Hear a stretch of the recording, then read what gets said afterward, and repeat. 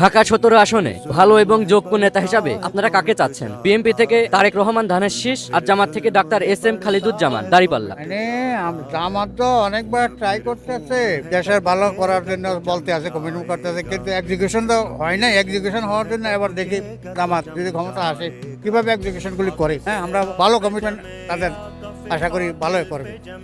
আপনি চাচ্ছেন যে দাঁড়িপাল্লাই এবার? অ্যাবসলিউটলি কারেক্ট, অ্যাবসলিউটলি আমরা সত্যিকারই বললাম। জি জি। লোক হিসাবে ডক্টর খালিদুজ্জামান আপনার কাছে কেমন?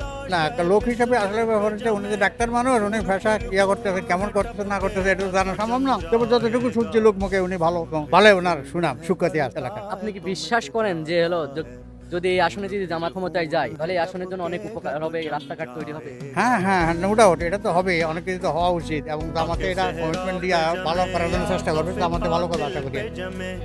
वक़्त इंसाफ पे या पाए सलासिल पे जमे तेगे बेदाद पे या लाशे बिस्मिल पे जमे खून फिर खून है टपकेगा तो जम जा